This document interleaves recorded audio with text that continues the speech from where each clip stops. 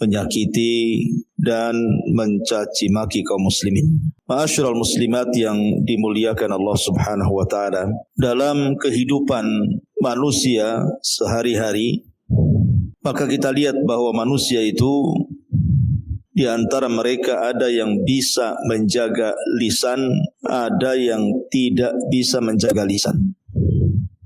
Ada yang bisa menjaga perbuatan, ada yang tidak bisa menjaga perbuatan. Ada orang yang sabar ketika disakiti orang, ada orang yang tidak sabar, bahkan ada yang pendendam, bahkan boleh jadi ada yang sampai kemudian melakukan hal-hal yang akhirnya menyakiti orang. Begitulah kehidupan manusia, tidak lepas dari perkara-perkara tadi. Artinya bahwa tidak ada manusia yang hidup di bumi ini kecuali pasti akan dibicarakan manusia. Jangan lagi kita. Allah Subhanahu wa taala sendiri dibicarakan orang-orang Yahudi, bahkan dimakinya. Sebagaimana Allah Subhanahu wa taala berfirman tentang bagaimana kurang ajarnya orang-orang Yahudi terhadap zat Allah Subhanahu wa taala. Mereka menuduh Allah Subhanahu wa taala fakir dan mereka yang kaya. Innallaha fakirun wa nahnu aghnia. Bahkan juga mereka mengatakan bahwa yadullahi maghlulah, tangan Allah itu terbelenggu. Padahal tangan Allah itu bal yadahu mabsutatan, bukan terbelenggu. Artinya bahwa kalau Allah Subhanahu wa taala sendiri tidak lepas dari ucapan-ucapan kotor manusia, padahal manusia adalah makhluknya, tentu sesama manusia tidak akan lepas lagi. Para nabi saja tidak lepas dari ucapan manusia. Bahkan nabi yang paling banyak mendapatkan penghinaan dari kaumnya adalah Nabi Musa. Sehingga Nabi SAW mengatakan, laqad udhiya akhi Musa katsira fasabara. Sungguh saudaraku Musa banyak diuji oleh Allah, disakiti oleh kaumnya dengan kata-katanya, tapi dia nabi yang sabar. Termasuk Nabi SAW. Bahkan wanita yang sudah jelas-jelas kesuciannya, tidak pernah keluar dari mihrabnya, kerjanya hanya ruku dan sujud kepada Allah Azza wa Jal, Maryam bintu Imran, tidak lepas daripada hinaan manusia dan tuduhan manusia, dan dituduh bahwa Maryam telah berzina sehingga melahirkan Isa bin Maryam. Termasuk juga Ummul Mukminin Aisyah radhiyallahu anha, tidak lepas daripada cacian dan makian manusia, dituduh berzina dengan Safwan ibn Mu'attil. Tetapi kedua wanita itu, Maryam ataupun Aisyah Ummul Mukminin, adalah dua wanita suci yang disucikan Allah Subhanahu wa taala. Maka sering saya katakan sebagai perlipur lara, sebagai penghibur jiwa, kalau seandainya ada orang yang mencaci maki ibu, menghina, menggibah, memfitnah, menuduh, maka kesampingkan ucapan manusia.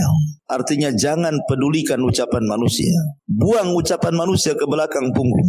Apakah ucapan itu dalam bentuk cacian ataupun pujian? Jangan pedulikan ucapan manusia. Yang kedua, berjalanlah dengan takdir Allah. Berjalanlah dengan takdir Allah Subhanahu wa ta'ala. Artinya kalaupun satu dunia dikumpulkan insuhum wa jinnuhum, manusia dan jinnya sekalipun, untuk mencaci maki ibu, untuk menghina ibu, untuk memadaratkan ibu, itu tidak akan merubah takdir Allah Subhanahu wa ta'ala. Tidak akan merubah takdir. Makanya Nabi SAW mengatakan kepada Abdullah ibnu Abbas radhiyallahu anhuma, sekiranya manusia berkumpul kepadamu, ala an yadhurruka bi syai'in lam yadhurruka illa ma qad kataballahu lak, maka kecelakaan tidak akan sampai kepadamu kecuali sudah dicatat di Lauhil Mahfuz. Kalau seandainya manusia berkumpul untuk mencelakakan kamu, kecelakaan itu tidak mungkin terjadi kecuali sudah ditulis Lauhil Mahfuz. Manusia hanya merencanakan kejahatan, tetapi terjadinya kejahatan ataupun tidak, itu pun tidak lepas daripada takdir Allah. Maka berjalanlah dengan takdir. Berjalan dengan takdir, hidup kita tenang. Biarkan manusia ngomong ini itu terserah. Saya hanya percaya dengan takdir Allah Subhanahu wa taala. Kemudian yang ketiga, contohlah bagaimana Rasul menghadapi orang-orang yang mencelanya. Nabi sallallahu alaihi wasallam sering dihina, sering dimaki, sering difitnah. Kita contoh Nabi, bagaimana cara dia mengatasi itu semuanya. Karena bagaimanapun solusi itu ada pada Nabi sallallahu alaihi wasallam. Karena dia yang membawa wahyu dari Allah Subhanahu wa taala. Ma'asyiral muslimin yang dimuliakan Allah Subhanahu wa taala. Maka dalam bab ini, dalam bab dosa besar yang ke-50 ini, Al-Imam Az-Zahabi rahimahullahu taala ingin menjelaskan tentang di antara dosa besar adalah menyakiti, mencaci maki terhadap saudaranya kaum muslimin. Allah Subhanahu wa taala berfirman di dalam surah Al-Ahzab ayat 58, "Walladzina yu'dzunal mu'minina wal mu'minati bighairi maktasabu faqad ihtamalu buhtanan wa itsman mubina." Dan orang-orang yang menyakiti orang-orang mukmin laki-laki ataupun perempuan tanpa ada kesalahan yang mereka perbuat, maka sungguh mereka telah memikul kebohongan dan dosa yang nyata. Ma'asyiral muslimin yang dimuliakan Allah Subhanahu wa taala. Terkadang di masyarakat ini lidah tak bertulang, mudah mencaci maki orang. Terkadang awalnya tidak punya dosa, jadi punya dosa gara-gara mencaci dan komentar terhadap orang lain. Umpamanya ibu punya tetangga, tetangganya itu mungkin kurang sopan bajunya, mungkin masih membuka aurat dan selalu keluar tengah malam. Langsung dalam otak kecil ibu mengatakan, jangan-jangan wanita ini wanita malam, wanita remang-remang, wanita yang hanya mencari hiburan tengah malam. Jangan-jangan dia seorang pezina. Ini kan sudah menuduh, Bu.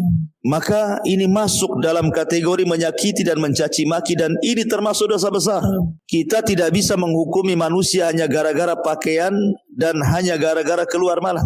Karena menuduh berzinah itu harus ada 4 saksi. 4 saksi pun harus menyaksikan perzinahannya. Kalau tidak menyaksikan, maka yang menuduh yang dipukul dalam Islam 84 kali 80 cambukan. Jadi tidak boleh menuduh menyakiti seperti itu aja, tidak boleh. Itu jelas-jelas wanita yang fasik gitu ya, yang ibu tahulah tetangga sendiri dia enggak pernah sholat, pakaian telanjang dan begitu seterusnya. Tapi dengan menuduh si anu berzina, ini tuduhan berat. Kalau seandainya wanita fasik seperti ini saja, kita tidak boleh menuduh tanpa ada saksi. Bagaimana pula wanita baik-baik dituduh berzina? Seperti yang dilakukan orang-orang Syiah terhadap Ummul Mukminin Aisyah radhiyallahu anha. Orang-orang Syiah itu menuduh Aisyah berzina persis seperti tuduhan orang-orang munafik di zaman Nabi sallallahu alaihi wasallam yang dikepalai oleh Abdullah ibn Ubay ibn Salul, menyebarkan hoax bahwa Aisyah radhiyallahu anha berzina dengan Safwan ibn Mu'attil. Tetapi karena ini berita dusta, Allah Subhanahu wa taala turunkan suratun Nur, pembebasan Ummul Mukminin Aisyah radhiyallahu anha dari tuduhan berzina dengan Safwan ibn Mu'attil. Makanya Allah mengatakan, walladzina yu'dzunal mu'minin wal mu'minati bighairi maktasabu faqad ihtamalu buhtanan wa itsman mubina. Dan orang-orang yang menyakiti orang-orang yang beriman laki-laki dan perempuan tanpa ada kesalahan yang mereka perbuat, maka sungguh mereka telah memikul kebohongan dan dosa yang nyata. Apalagi yang dituduh wanita-wanita yang taat kepada Allah. Apalagi kalau yang dituduh itu atau yang dicaci maki itu adalah orang-orang saleh, orang-orang yang taat kepada Allah Azza wa Jalla. Maka tentu menuduh apapun bentuk tuduhannya, dituduh si fulan korupsi, dituduh si fulan kurang akhlak, kurang adab dan begitu seterusnya, maka ini boleh jadi bagian daripada ghibah. Boleh jadi bagian daripada ghibah. Bahkan di negeri ini ada namanya ghibah nasional. Tahu Bu, ghibah nasional tuh. Ghibah nasional itu kalau seandainya ada satu pejabat kemudian dicurigai dia korupsi, masuklah media, dibaca oleh publik, maka masyarakat yang membaca, mendengar, langsung ikut apa kata media, ikut mencelah, kemudian mengatakan dasar koruptor, tidak amanah, macam-macam. Akhirnya kemudian Datanglah persidangan. Disidanglah orang yang tertuduh korupsi ini. Rupanya sama hakim persidangan dilepaskan pula. Tiba-tiba masyarakat ngomong lagi, lah kok koruptor dibebaskan katanya. Lah kita tidak hadir di persidangan itu. Dan kita tidak tahu berita itu betul atau salah. Bermuatan politik atau tidak. Tetapi dengan cara kemudian ikut-ikutan mencaci, memaki, menuduh, menggibah tanpa ada bukti yang benar, itu masuk pada ghibah atau justru menyebar kedustaan. Apalagi kemudian kalau yang disebar ini orang-orang saleh gitu ya. Tanpa ada bukti kemudian sudah dituduh, maka ini dosa besar, tidak boleh. Tidak boleh menuduh. Apalagi mencaci maki saudaranya yang sudah mengaji, sudah berjilbab, sudah pakai cadar gitu ya. Masih juga kemudian diomeli, dicaci, dimaki, maka ini bagian daripada dosa besar menyakiti dan mencaci maki saudaranya kaum muslimin. Kemudian juga mu'alif rahimahullahu ta'ala mencantumkan firman Allah subhanahu wa ta'ala dalam surat Al-Hujurat, wala tajassasu wala yaghtab ba'dukum ba'dah. Dan janganlah kamu mencari-cari kesalahan orang lain, dan janganlah ada di antara kamu yang menggunjing sebagian yang lainnya. Ada satu akhlak yang paling buruk di tengah-tengah masyarakat kaum muslimin, khususnya ibu-ibu. Terkadang apabila bercerita dengan kawannya, awalnya baik-baik saja ceritanya, tanya kabar, tanya anak, tanya keluarga gitu. Karena keasikan ngobrol, mulailah membicarakan kawannya, membicarakan tetangganya, membicarakan orang yang satu jamaah dengan pengajiannya. Kemudian dikorek-korek pula. Itu namanya tajassus. Sudah tahu enggak si Anu? Si Anu yang mana? Si Fulanah bintu Fulan itu. Emang kenapa si Fulanah? Saya dengar begini begitu. Tahu enggak? Kan gitu ya, minta komentar sama orang. Akhirnya kemudian orang yang dimentari komentar ini jadi suudon. Oh betul juga ya kata-katamu. Pantaslah dia jarang begini, jarang begitu. Akhirnya diperkuat. Itu namanya tajassus. Tidak boleh. Ibu kalau ketemu kawannya cukuplah yang dibicarakan itu yang ada keperluan saja. Kalau keperluan ngaji ya urusan kajian yang dibicarakan. Jangan urusan yang lain. Kalau datang ke arisan, urusan arisan saja habis itu pulang. Kalau urusan jual beli ya jual beli saja habis itu selesai. Jangan kemudian merembet ke sana kemari, yang datang tidak berdosa pulang pula membawa dosa besar. Naudzubillah. Karena tajassus ini akan beralih kepada ghibah. Orang kalau sudah tajassus mengorek-ngorek keburukan orang, pasti jatuh kepada ghibah. Dan ghibah itu adalah dosa besar, bukan dosa kecil ghibah itu. Nabi SAW pernah lewat dengan sahabatnya, ada kambing yang sudah mati jadi bangkai. Kemudian Nabi SAW mengatakan, maukah kalian memakai bangkai kambing ini? Maka sahabat mengatakan, ya Rasulullah, kalaupun hidup kami tak mau karena kambing ini cacat. Maka Rasul mengatakan, sesungguhnya kau makan bangkai kambing ini jauh lebih baik dibandingkan engkau merobek kehormatan seorang muslim. Bahkan dikatakan oleh Rasul, min arbar riba, sebesar-besarnya dosa riba, sebesar-besarnya dosa riba, kata Rasul, seseorang merobek kehormatan saudaranya. Makanya wajar Nabi SAW pernah marah kepada Aisyah radhiyallahu anha ketika membicarakan tentang Safiyah dengan isyarat tangannya. Padahal Aisyah tidak hendak merendahkan Safiyah dengan kata-katanya, hanya mengisyaratkan dengan tangannya bahwa dirinya pendek, dirinya tinggi, Safiyah itu pendek. Itu hanya itu aja yang ingin dijelaskan kepada Rasul. Dia bangga dengan tingginya, kemudian merendahkan Safiyah dengan pendeknya. Maka Nabi SAW marah di hadapan Aisyah radhiyallahu anha dan mengatakan, ya Aisyah, laqad qulti kalimatan law muzizat bihal bahru lamazazathu. Wahai Aisyah, engkau sudah mengucapkan satu kalimat yang kalau kalimat ini dicemarkan di seluruh air lautan cukup mengotori air lautan satu dunia ini. Maka jangan suka menggibah. Kemudian juga Nabi SAW mengatakan, wailun likulli humazatil lumazah. Wailun, celaka bagi setiap pengumpat dan pencela. Ada yang mengatakan humazah itu dengan lisan, ada yang mengatakan lumazah itu dengan perbuatan. Dua-duanya terlarang, baik dengan lisan ataupun dengan perbuatan, dengan isyarat, dengan gerakan tangan, dengan kedipan mata, dengan kemudian meletakkan jempol ke bawah gitu ya. Kalau sekarang kan ada tuh jempol ke bawah itu kalau di handphone tuh. Itu kan namanya menghina dengan cara perbuatan, itu disebut lumazah. Kalau humazah dengan lisan atau sebaliknya, dengan kemudian mencela fisik orang. Karena ada itu di masyarakat itu orang itu mudah mencela fisik orang. Jangan, si fulan kulitnya hitam, ibu bilang itu kayak pantat panci katanya. Si fulan kemudian terlampau pendek, nanti ibu katakan apa tuh? Ya. Si fulan mungkin kurang mancung, terlampau pesek, nanti ibu katakan macam-macam. Pokoknya ada saja komentar-komentar itu. Tidak boleh mencela fisik orang, tidak boleh mencela rambutnya, mencela matanya, mencela hidungnya, mencela wajahnya, mencela pakaiannya atau mencela badannya, kaki, tangannya, tidak boleh. Kenapa? Karena mencela fisik orang itu sama dengan mencela yang menciptakannya. Kalau kita katakan kemudian kepada orang kurus, dasar siwak umpamanya, maka kita sedang mencela Allah Azza wa Jalla. Datang orang gemuk kita katakan drum, maka sama juga kita sedang mencela yang menciptakan orang itu. Ada orang kemudian pincang, kemudian kita katakan kok jalannya kayak joget, itu sama juga mencela.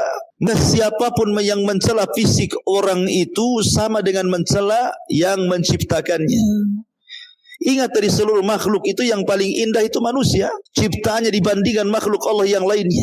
Lihat binatang, ada model cacing, model belut, ada model lele gitu kan. Tidak ada manusia seperti itu. Ada yang kakinya 4, ada yang kakinya 4 tapi tidak bisa kemudian berdiri. Ada yang berjalan dengan perutnya, macam-macam binatang itu. Tapi tidak seindah manusia. Karena Allah mengatakan laqad khalaqnal insana fi ahsani taqwim tsumma radadnahu asfala safilin. Sungguh kami telah ciptakan manusia sebaik-baik bentuk. Maka jangan mencela fisik karena sama dengan mencela yang menciptakan fisik. Kan itu dosa besar, tidak boleh. Ya. Kemudian juga Nabi SAW bersabda di sini, inna syarran nasi manzilatan indallah man wada'ahun nasu ittiqa'a fuhshin.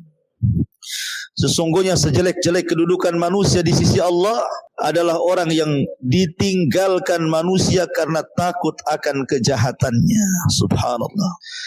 Ada di antara orang itu, Bu, yang tidak dikehendaki kehadirannya kan, Bu. Ada di antara orang-orang itu yang tidak dikehendaki kehadirannya. Kalau dia tidak hadir, manusia akan mengatakan alhamdulillah dia tidak datang. Kalau dia datang, inna lillahi wa inna ilaihi rajiun. Ngapainlah dia datang? Orang itu datang ya tidak menggenapkan, pergi ya tidak mengganjilkan. Ngapain pula dia mondar-mandir di sini?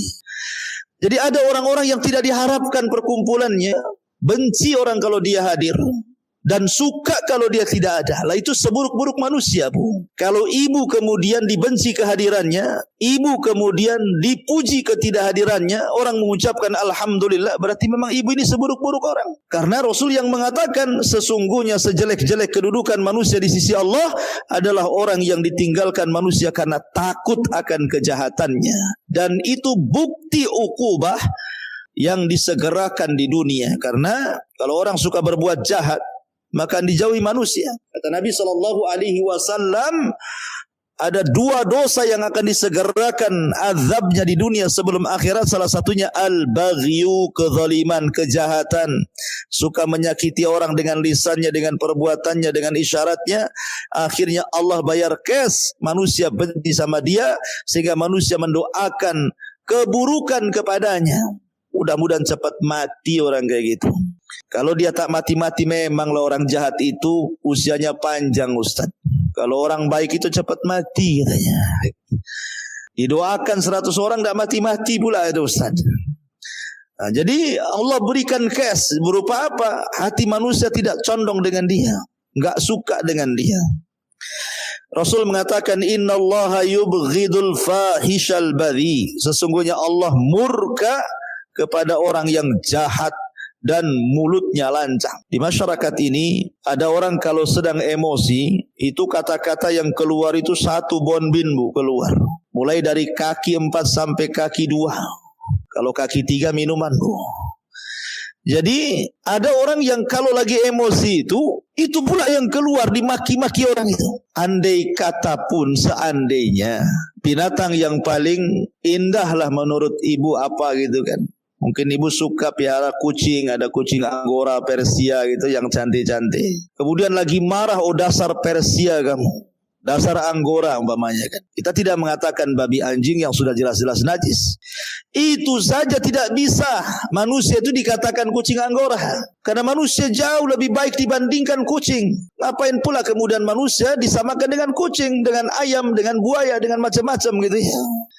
Nggak bisa manusia disamakan dengan binatang itu. Binatang tidak berakal, manusia berakal.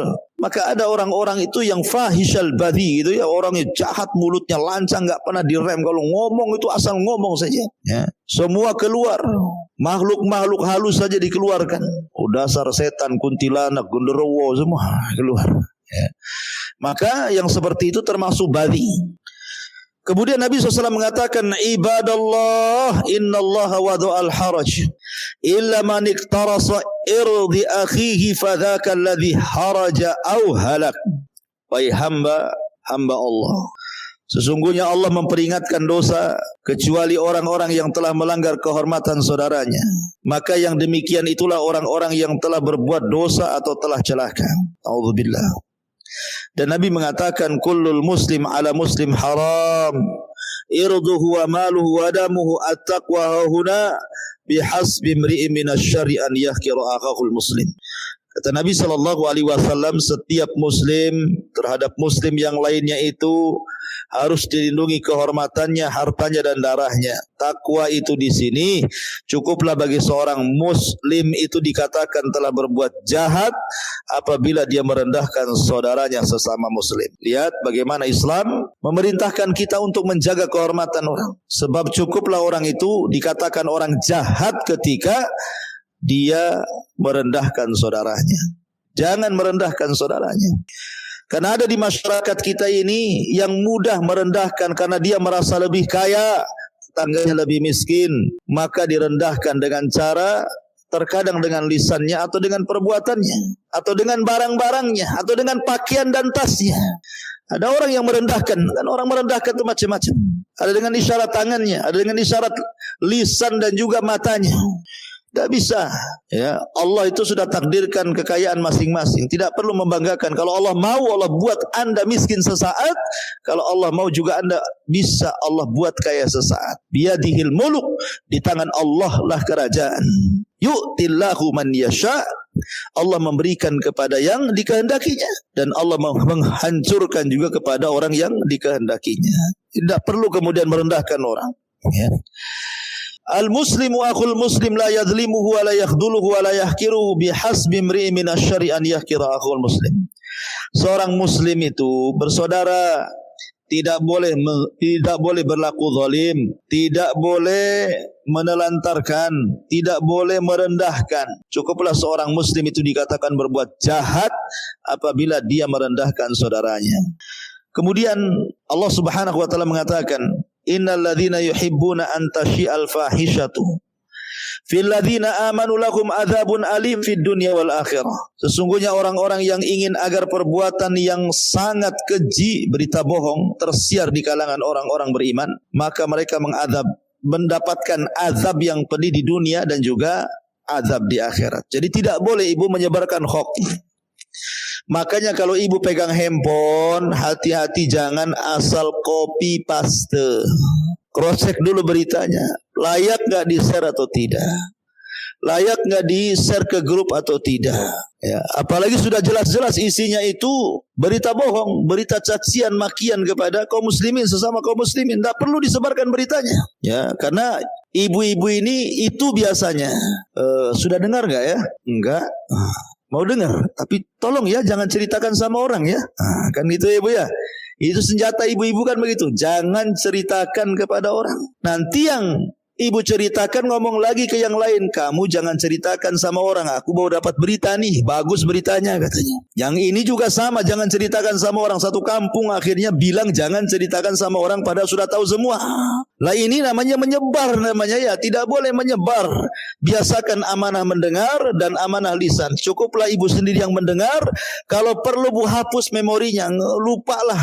Dibuat amnesia gitu ya. Supaya berita-berita itu tidak sampai disebar kepada orang. Karena ini termasuk dosa besar.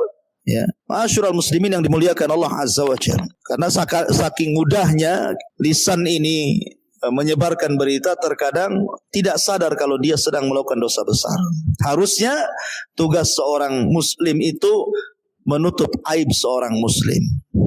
Kalau ada orang ini memang punya aib, jangan dibongkar. Karena ibu juga punya aib. Makanya sering saya katakan orang itu menjadi mulia di hadapan manusia, bukan di hadapan Allah ya. Orang itu menjadi mulia di hadapan manusia karena Allah tutup aibnya.